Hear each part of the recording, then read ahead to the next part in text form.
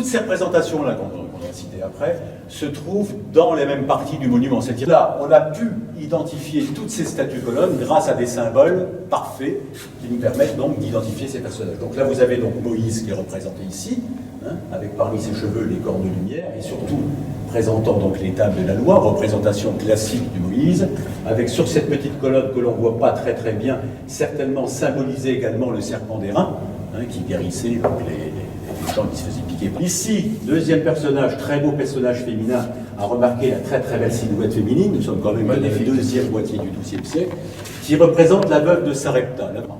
Troisième personnage, Saint Jean-Baptiste, présentant l'agneau crucifère, a remarqué, vous voyez, sur le très beau visage de Saint Jean-Baptiste, une trace de polychromie, hein, qui est représentée ici.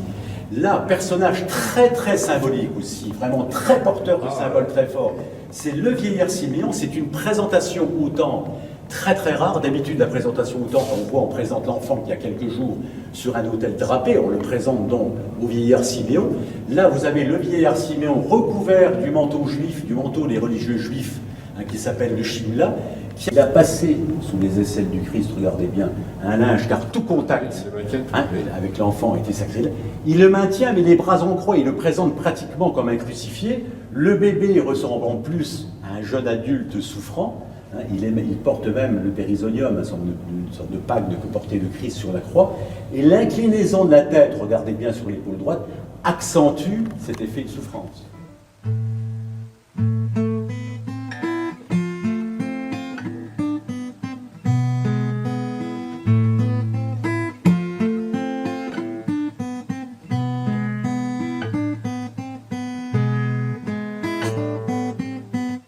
Donc je vous ai parlé tout à l'heure que c'était un lieu aussi d'enseignement. Donc là, par exemple, sur ce gros chapiteau sculpté, sont racontées donc les noces de Cana, hein, avec différents épisodes. Par exemple, le premier épisode où vous avez là les 4 jarres. Dans la Bible, il y en a 6, mais là, le sculpteur n'en a produit que 4, puisque quand même un chapiteau, ça sert à supporter une arcature, donc il ne faut pas trop découper la pierre. Et là, vous avez donc les jarres d'eau qui vont être changées en vin. Donc sur cette corbeille du même chapiteau, vous avez là donc les serviteurs qui sont représentés ici, hein, qui se dirigent vers la table des époux, dont un qui tient une pannetière avec du pain asime vraisemblablement, et là certainement des cruches donc de vin. Il y a la troisième corbeille du chapiteau, là cette corbeille-là est la corbeille principale, puisqu'elle est représentée donc la table principale, où on voit ici, coiffé d'un bonnet côtelé, l'époux. L'épouse se trouvait à gauche de l'épouse, la Vierge Marie, et le Christ ici, d'ailleurs, identifié à des cheveux très longs. Ouais, on remarque une très grande ressemblance avec la Marie et les autres. Alors peut-être à côté, y avait-il un époux, peut-être son fiancé ou son futur époux, le malheureux donc cherche à être retrouvé. Mais pour en revenir à la description, on s'aperçoit, vous voyez, le vêtement du dessous que l'on aperçoit dans l'encolure du milieu, s'appelait ce qu'on appelait le chintz. Le chintz étant une robe ou une combinaison en lin très blanc et très fin. Lorsqu'elle passait par-dessus ce chintz, une grande robe dont le corsage et la jupe étaient séparés par cette petite ceinture qui s'appelait le cingulum, mais dont les manches étaient beaucoup plus courtes, ce qui laissait apparaître la beauté donc du poignet du chintz qui se trouvait dessous. On s'aperçoit aussi qu'elle porte dans l'encolure une très belle broche, une très belle figule, et sa chevelure donc est très soignée avec cette donc raie médiane. En général, les chevelures féminines de ces époques-là, il y avait deux nattes, une natte de chaque côté qui étaient nattées ensemble.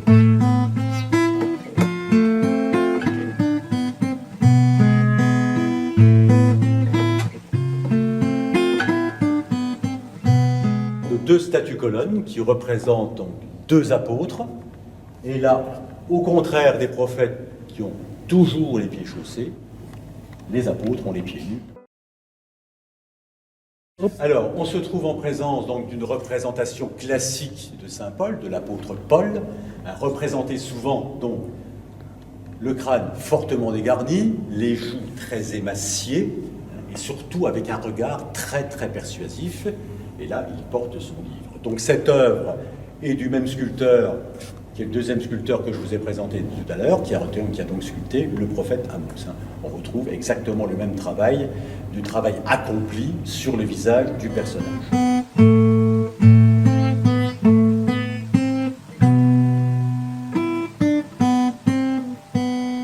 On se trouve en présence d'un du peuple habillé court à cette époque-là, hein, puisque le bourreau était considéré comme un homme habillé donc très modestement, mais de par sa profession, si je puis dire, il porte à sa ceinture donc son outil de travail, à savoir donc la grande épée.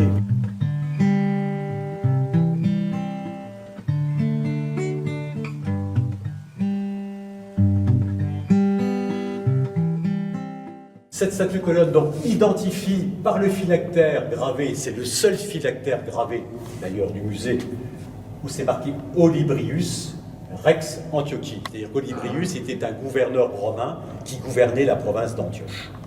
Et donc on va retrouver cet Olybrius avec le bourreau sur un petit chapiteau qui va nous narrer en fait le sacrifice, la passion de Sainte Marguerite d'Antioche. Donc ce petit chapiteau nous raconte en fait la passion de Sainte Marguerite d'Antioche. Donc Marguerite d'Antioche était la fille d'un prêtre païen latin qui s'est converti donc à la nouvelle religion, à savoir le christianisme. Évidemment, son père, qui était un païen, n'a pas supporté et il la met à la porte. Et pour gagner sa vie, la Marguerite était bergère dans la province d'Antioche, donc où sévissait le gouverneur romain qui s'appelait Olybrius, qui, au cours de plusieurs promenades à cheval, a croisé cette belle jeune fille, l'a trouvée fort à son goût, et lui a demandé sa main qu'elle a toujours refusée. Donc au bout d'un moment, Olybrius perd patience et l'enfant emprisonné dans ses geôles et lui fait subir une véritable passion. Premier épisode de cette passion, on l'accroche pratiquement comme une crucifiée sur une croix, on lui défait le corsage de sa robe et on lui déchire avec des griffes de fer la poitrine, mais comme c'est une sainte, elle s'en sort intacte. Donc Olybrius est très en colère, il lui précipite un dragon dans sa cellule. Le dragon, évidemment, telle était sa fonction, l'avale vive, et manque de chance pour lui, elle portait au cou une croix. Elle ouvre le ventre du dragon, et regardez là sur cette corbeille du chapiteau, elle sort triomphante du ventre du dragon, et en prière, et le dragon qui se dégonfle comme une véritable baudruche, on a même l'impression d'entendre le sifflement du dragon qui se dégonfle comme ceci. Et pour la petite histoire d'ailleurs, ou la grande histoire, les femmes enceintes priaient souvent Marguerite. Donc là, Olybrius, il est hors de lui, évidemment, donc il lui précipite le diable dans sa cellule, qu'à cela ne tienne, elle prend le diable, regardez par le mollet, ici, elle reprécipite le diable aux enfers, elle reprécipite, c'est-à-dire le diable dans ce puits, symbole négatif, qui vous emmène à un souterrain, qui vous emmène directement dans les feux de l'enfer. Donc il repart d'où il vient. Et donc, encore une fois, la sainte s'en sort intacte. Malheureusement, donc, pour la sainte, elle termine sous l'épée du bourreau, où là, on voit précisément le bourreau qui s'apprête donc à dégainer sa grande épée. Il la tient par les cheveux, il s'apprête donc à dégainer sa grande épée et à lui couper la tête. On se trouve en présence de la statue-colonne de la légende de Saint-Nicolas. Alors d'habitude, Saint-Nicolas est représenté souvent en évêque mitré et grossé, évêque de Myre, avec à ses pieds donc, un saloir de 3 petits-enfants qui vont être sauvés donc, par le saint. Là, Saint-Nicolas est représenté tout bébé. Il est dans les bras de sa maman ou de sa nourrice, et il est dit dans les textes que le mercredi et le vendredi, qui sont des jours maigres, il refusait de se nourrir. Il repousse dédaigneusement un sein, je vous l'avouerai, quand même un petit peu excentré de la nourrice, et il détourne surtout le regard du sein de sa nourrice. Et Pierre de Celles, qui était donc abbé de l'abbaye de Saint-Rémy à Reims, disait le fait que Saint-Nicolas, repoussant le sein de sa nourrice le vendredi, jour maigre, devait le préserver du péché de gourmandise, puisqu'il ne se nourrissait pas, mais le fait de détourner le regard du sein de sa nourrice devait le préserver du péché de luxure. Arrêtons-nous un instant sur ce petit pilier fasciculé qui représente, qui symbolise l'éternel combat, évidemment, des vertus contre les vices. Vous apercevez que 3 sur 4 sont représentés sous la forme de chevaliers en costume de guerre de la première moitié du XIIe siècle. Donc, bien évidemment, la vertu est symbolisée par ce chevalier, et le vice est représenté là sous la forme de ce petit marmousé ou masque simiesque qui va être transpercé, regardez bien, par l'épée donc de la vertu.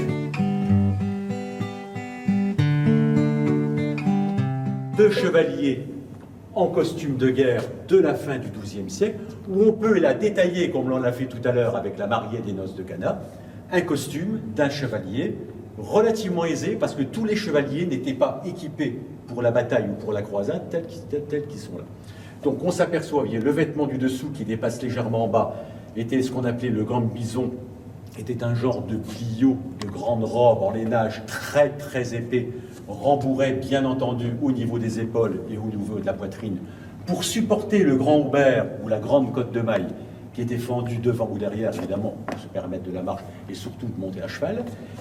Attaché donc au grand haubert se trouvait ce qu'on appelait le camail, c'est-à-dire ce genre de cagoule également en cotte de maille, qu'il passait sur la tête, et par-dessus le camail, il portait donc le aume avec une protection nasale comme ceci. Il portait le grand écu, qui était, contrairement à ce qu'on pourrait croire, était appareillé en bois et pas en fer, puisque le fer était trop lourd pour supporter comme le chevalier supporte, mais cependant, évidemment, renforcé par des pentures métalliques et en général marouflé donc de cuir. Là, on s'aperçoit qu'il y a un petit descriptif. On ne peut pas parler encore d'armoirie ou de blason, simplement certainement des signes distinctifs très colorés pour que les chevaliers puissent se reconnaître au cours de la bataille. Certains portaient ce qu'on appelait des nitons également appareillés en cotte de maille, certains n'en portaient pas. Ils portaient cependant par contre tous des genres de guêtres en cotte de maille qui étaient fixés derrière. Ils portaient sur eux, dans leur baudrier, ce qu'on appelait le branque, c'est-à-dire l'épée qu'ils portaient sur eux, ou à l'intérieur ou à l'extérieur du baudrier, qui pesait évidemment environ 1,5 kg. Donc un équipement comme ça pesait environ 27 ou 28 kg, qui était largement supportable pour ces gens-là qui, dès l'âge de 7-8 ans, étaient rompus au métier des armes.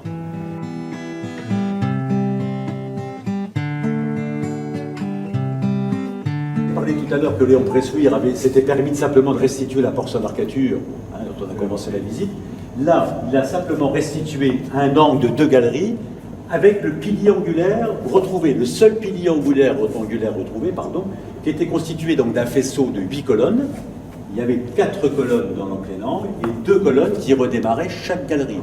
Et on retrouve ensuite cette alternance de colonnes géminées, statue-colonne, etc. Alors, je voudrais simplement vous montrer cette corbeille de ce gros chapiteau ici, qui a été retrouvée d'ailleurs à la fin du 19e siècle à l'entrée de Fagnières, qui servait d'une support de croix de Carrefour. Et là, vous avez représenté le baptême du Christ. Là, on voit donc les flots très stylisés du Jourdain qui cachent donc la nudité du Christ. À sa droite, vous avez Saint Jean le Baptiste qui baptise le Christ. Là, un ange est représenté ici qui tient la toge du Christ. Et regardez bien en haut, vous avez la main de Dieu qui sort des nuées et qui bénit donc cet épisode du baptême du Christ. Nous allons terminer notre voyage donc dans le XIIe siècle par peut-être ce plus beau chapitre du cloître qui représente donc le lavement des pieds. Tous les apôtres autour des corbeilles attendent leur tour, assis sur un escabeau et leurs petits pieds, si je puis dire, reposant sur l'astragale. Et là donc on voit le Christ identifié par le disque crucifère qui lave le pied donc à Pierre.